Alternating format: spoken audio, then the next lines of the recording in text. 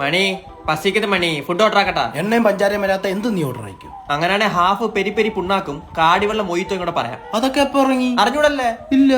എന്നാ അങ്ങനെ ഒന്നും ഇല്ല. ഞാൻ KFC ഓർഡർ ചെയ്യാൻ പോകുന്നു. KFC മൊത്തം ഓയിലാണ്. ഇല്ല, അവര് വെള്ളത്തിട്ട് പൊരിച്ചിരുന്നു നിനക്ക്. നീ വല്ല ഗ്രീക്ക് സാലഡോ സ്വിറ്റ്സർലാൻഡോ ഒക്കെ പറഞ്ഞേ. രണ്ടാമത് മൊഴിഞ്ഞ ഒന്നുകൂടെ പറയടാ. സ്വിറ്റ്സർലൻഡ് അല്ല, തായ്ലൻഡ്. ഒന്ന് പോടാ, ഞാൻ വീട്ടിലെ കൊണ്ട് പറയാൻ പോകുന്നു.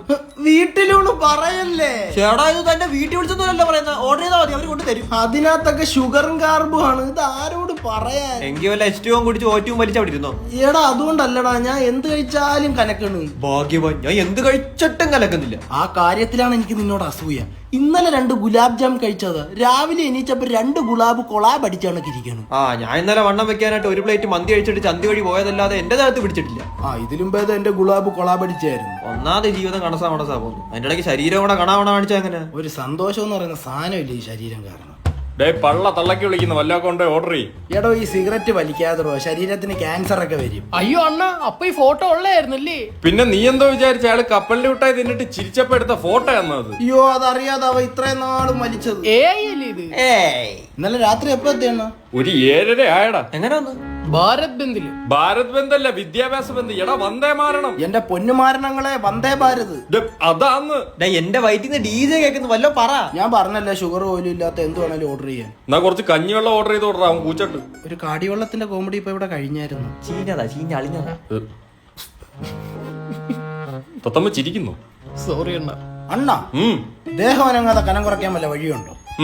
നിന്നേക്കായ കനം കൂടി എന്റെ അടുത്ത് പോയി നിന്ന് വിടറാ. അപ്പൊ നിന്റെ കനം കുറഞ്ഞിരിക്കും. അണ്ണന് നല്ല നീളമുണ്ടല്ലോ, പോലീസിൽ ചേർന്നൂടെ? നിനക്ക് നല്ല കള്ളലക്ഷണം ഉണ്ടല്ലോ. എന്ന് വെച്ച് നീ കക്കാൻ പോടാ.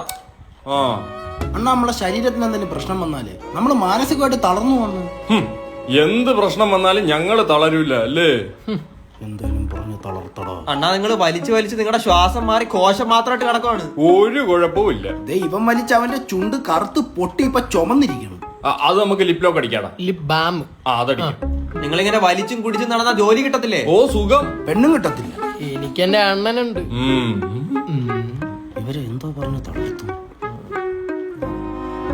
ഇവന് നല്ല മുടി ഒഴിച്ചിട്ടുണ്ടാ. ആടാ, 2 മാസം കൂടെ കഴിഞ്ഞാ നീ കഷണ്ടിയാ സിഗരറ്റ് വലിക്കുന്നതിന്റെ. അണ്ണ ആണോ? അണ്ണ ഇല്ലതാ, ഒന്നും അറിയില്ല. വിട്. നിങ്ങൾ പറഞ്ഞില്ലല്ലോ ഇത് വലിച്ച ക്യാൻസറിന്റെ കൂടെ കഷണ്ടിയും വരുമെന്ന്. ഓ, അപ്പൊ ക്യാൻസർ എന്ന് ചത്താ നിനക്ക് ഒരു ഗുരുവില്ല. കഷണ്ടി വരുന്നതിലാണ് നിനക്ക് കുഴപ്പം.